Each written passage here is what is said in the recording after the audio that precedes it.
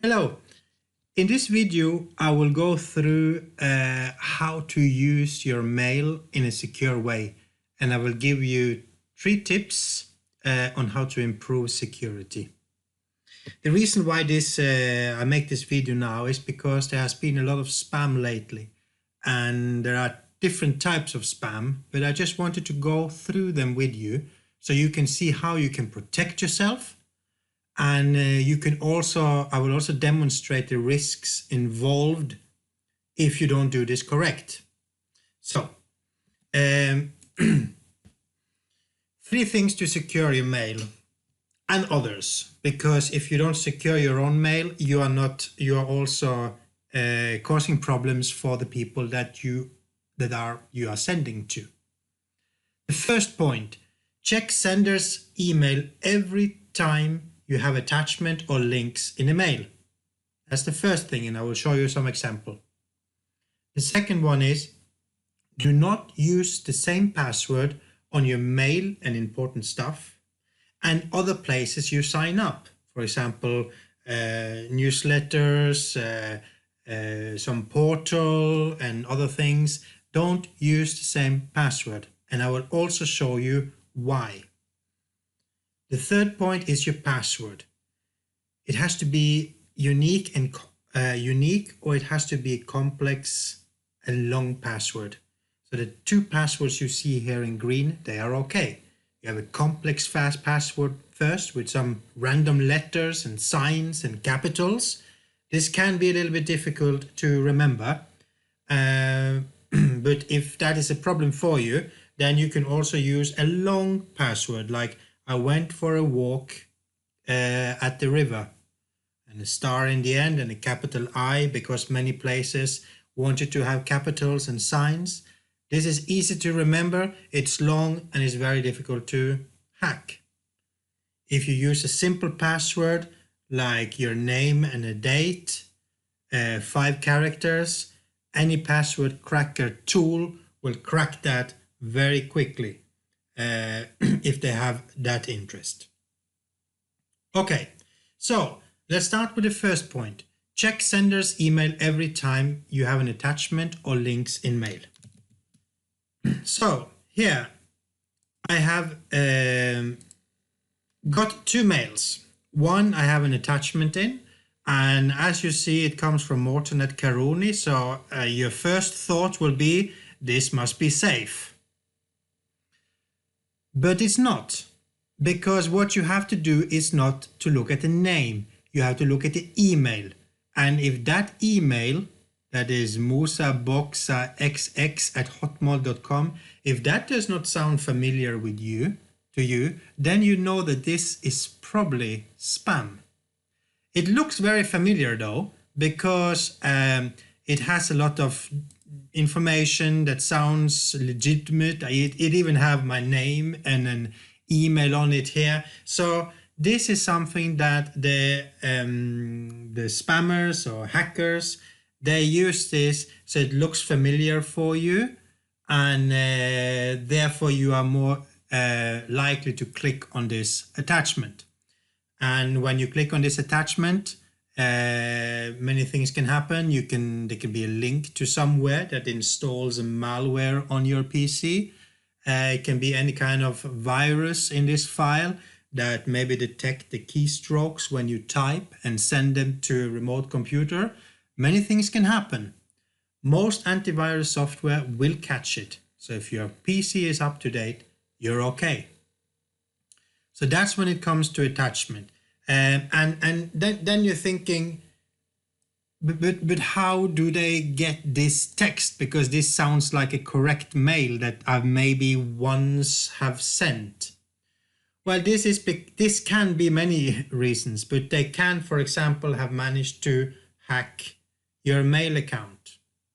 And here we have a second example, message waiting for you.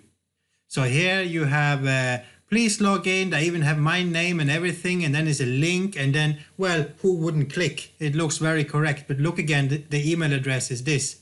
Doesn't look right. And if you hold your mouse over here, look at this link. They obviously know that we are using Zimbra. So they have provided a link. So if you don't look at this link before you click, now I will click, it looks right. It looks like, oh, this is the right place. But if you look at the address, it's wrong. That is not our mail server. Okay? So therefore, it is important that you check. If you're clicking any links or anything, check the URL if it makes sense for you, because this is not our mail server. They are providing you maybe with an interface like this. So you sign in, you write your username, you write the password, you click login, but you're not logging in. You are sending them the information to your webmail. So now they can log in, they can get all your emails that are there. Maybe there are some emails they can use and send as spam to your address book, and everybody will think that it's you. So therefore they will think that it's correct. And then people maybe say, okay, but how do they actually know that we are using Zimbra? Well, that's very easy. There are several tools out there where you can go out and search on an email address. You can check the server. You can see this is the mail server they are using. You can click on this and see what comes up. Whoa, look here. This has come up. Okay, they are using Zimbra. So we will just make an interface that looks similar, and then we will use that in our spam mail. Okay? So in that way, they can get your access to your mailbox as well. Okay? But there are many ways they can get access to your mailbox. And if I touch on the other point, that is, do not use the same password for your mail important stuff and other places you sign up. I will give you an example on this. This is another way they can steal your information.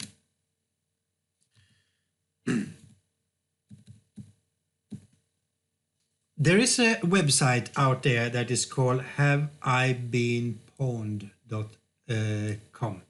Basically what it does is to check if there are security issues anywhere where you have used your email to sign up for anything, anywhere.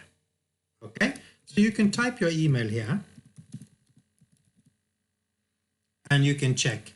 Have I signed up anywhere where the database or information has been compromised? Yes. There's one data breach, and if I scroll down, it will tell me it has been breached in something in a program called Canva, which is a web service that I signed up for at some point in 2018. It's used for web design. So I signed up with a username and a password. So somebody has got my username and password from this site, and it has been sold to hackers. They have a list of it. So if they have a username, they have a password. What then if you are using the same username, same password for your mail? They have your mail address. So they go out here. They check which server you are using. They have a password. And if you are using the same password, they have access to your mail. Okay, so there are many ways that they can gain access to your email, and as soon as they have access, they can start to send out to maybe all that is in your address book. Everybody will get the virus. Some, maybe 1 out of 10 will click on it. They will get access to theirs as well, and so on and so on. So, therefore, 3 rules. When you get an email with an attachment or links, check the email address that it comes from and hold your mouse over the link and see if the link is correct for your webmail or for whatever place they want to guide you. Second, do not use the same password on your mail and important stuff and other places you signed up. Again, the example I showed you where a database I have signed up have been breached. If I had used my same password there as I use in important places, they can hack it. They can get in, they can get my mail, they can even send mail in my name. So again, mail important stuff, do not use these passwords anywhere else. And third, make sure that your password are either complex or that they have a long password that makes sense for you, that is easy to remember but still hard to crack. All right, that was the little walkthrough on email security. Please follow these 3 advice and you will be safe using any mail system. This is not only for people using Zimbra. If you're using OneCom, if you're using any kind, Outlook, Exchange, whatever you use, it's the same thing. People can get your email, get your password, find out which service you're using for webmail, then log in and basically get access to your mail. Okay, that's it for now. Hope you enjoyed the film.